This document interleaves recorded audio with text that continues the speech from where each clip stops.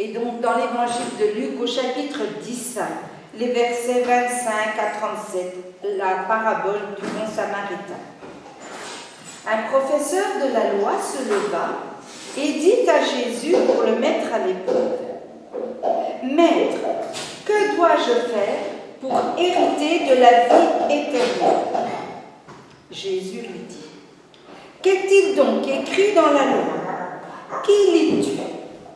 Il répondit: Tu aimeras le Seigneur, ton Dieu, de tout ton cœur, de toute ton âme, de toute ta force et de toute ta pensée, et ton prochain comme toi-même. Tu as bien répondu, lui dit Jésus. Fais cela et tu vivras. Mais lui, voulant se justifier, dit à Jésus: Et qui est mon prochain? Jésus reprit la parole et lui dit: Un homme descendait de Jérusalem à Jéricho. Il tomba entre les mains de brigands qui le dépouillèrent, qui le rouèrent de coups, et ils s'en allèrent, en le laissant à moitié mort. Un prêtre, qui par hasard descendait par le même chemin, vit cet homme et passa alors à distance. De même aussi, un lévite arriva à cet endroit. Il le vit et il passa également à distance. Mais un Samaritain qui voyageait arriva près de lui et il fut rempli de compassion lorsqu'il le vit. Il s'approcha, il banda ses plaies en y versant de l'huile et du vin, puis il le mit sur sa propre monture. Il le conduisit dans une auberge et il prit soin de lui. Le lendemain, à son départ, il sortit 2 pièces d'argent, les donna à l'aubergiste et lui dit: Prends soin de lui, et ce que tu dépenseras en plus, je te le rendrai à mon retour. Lequel de ces 3 te semble avoir été le prochain de celui qui était tombé au milieu des brigands? C'est celui qui a agi avec bonté envers lui, répondit le professeur de la loi. Jésus lui dit donc: Va agir de la même manière, toi aussi. Et pour suivre un thème de prédication que nous avions déjà commencé au niveau de la paroisse des Collines, c'est le thème de ces expressions bibliques qui ont donné lieu à des expressions de la langue française. Alors, il y en a pas mal, des expressions de la langue française qui sont d'origine biblique. Vous avez des exemples peut-être? Comme ça, spontanément, allez porter sa croix, qu'est-ce qu'il y a d'autre?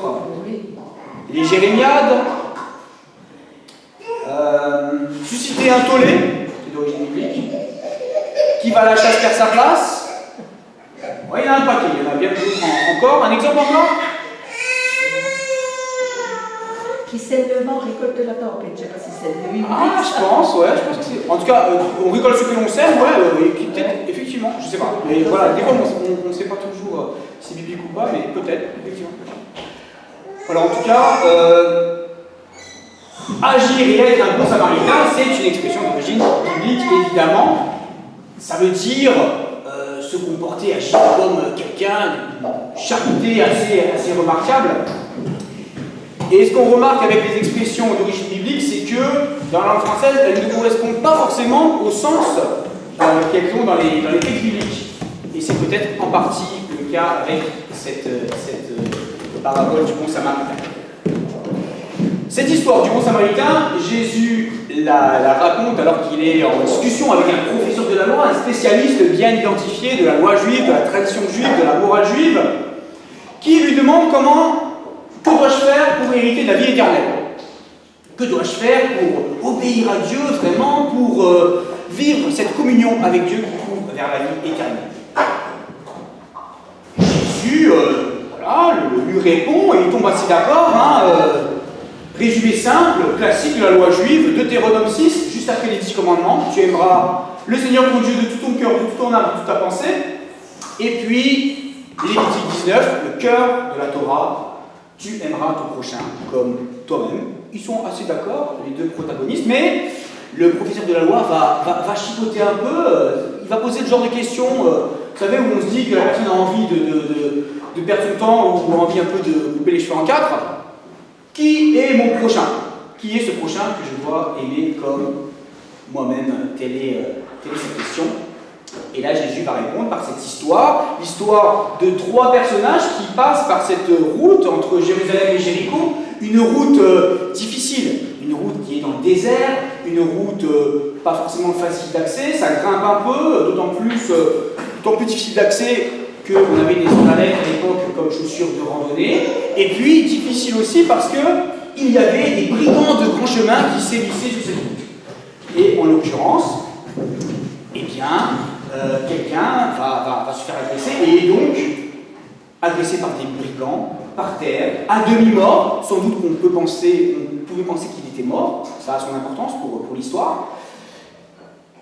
Et voilà, les deux premiers personnages, le prêtre et le lévite, donc en gros 2 prêtres qui officient au temple de Jérusalem, passent à distance, nous dit le texte, et ne s'occupent pas de se blesser.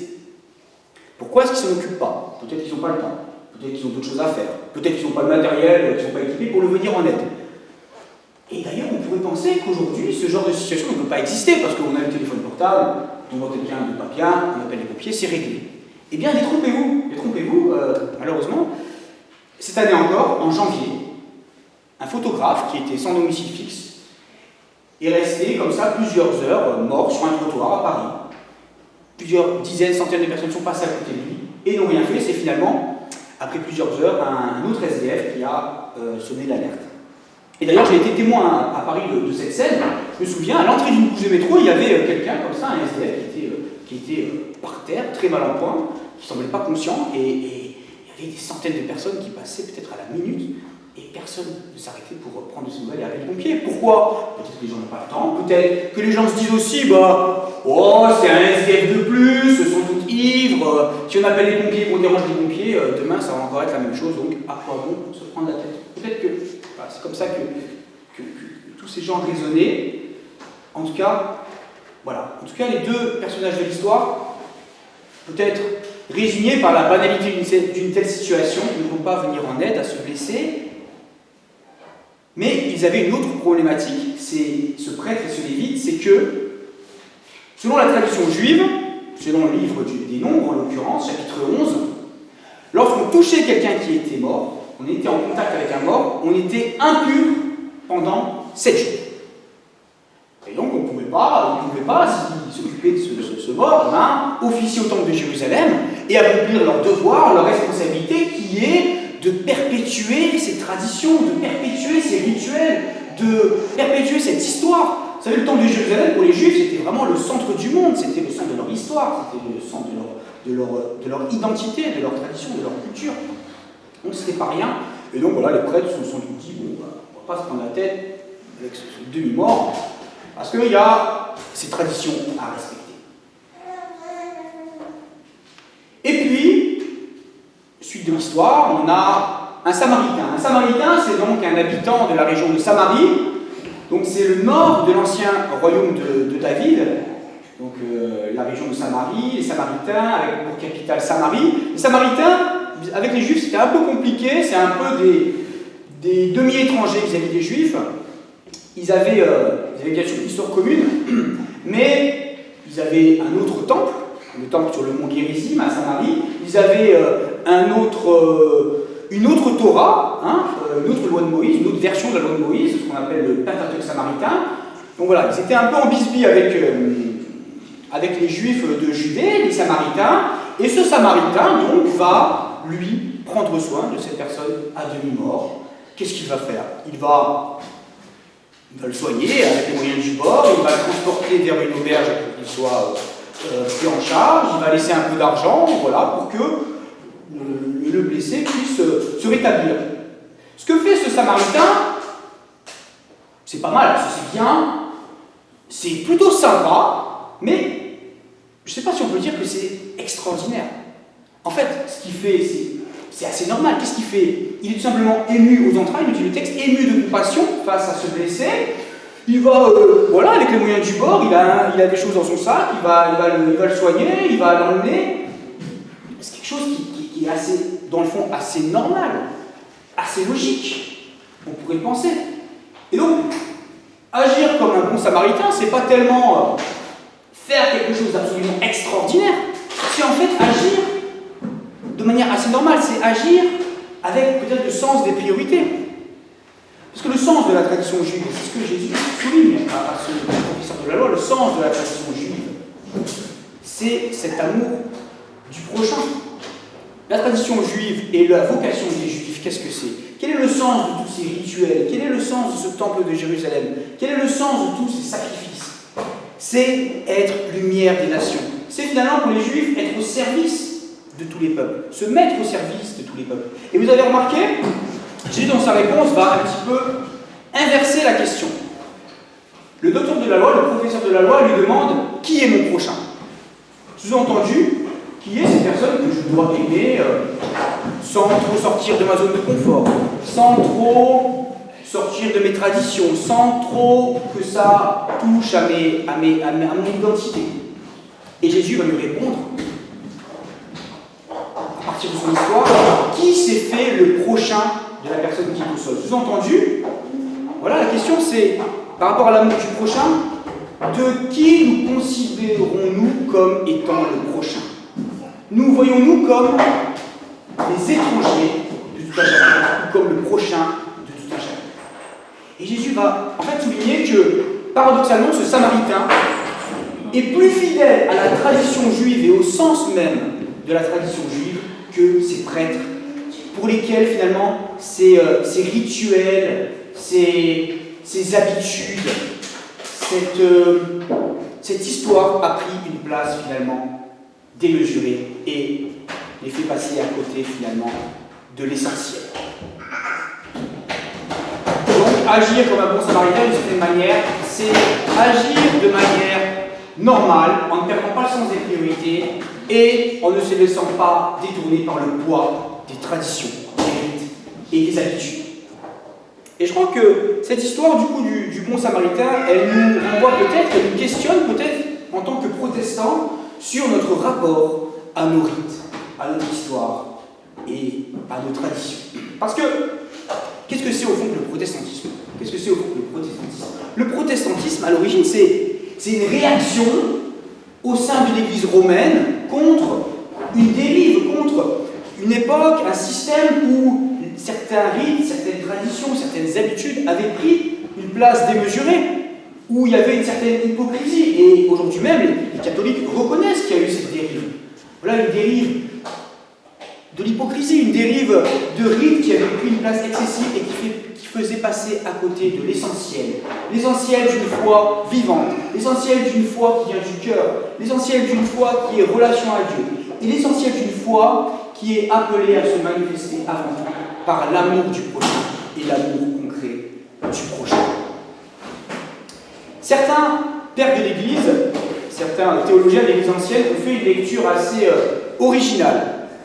Cette parabole du bon samaritain, ils y ont vu une lecture symbolique. Une lecture symbolique où le samaritain, c'est finalement une image du Christ. Jésus était galiléen, pas samaritain, mais galiléen, samaritain, pour les Juifs de Judée, c'est un peu la même chose, c'est un peu des demi-étrangers ou des demi-frères.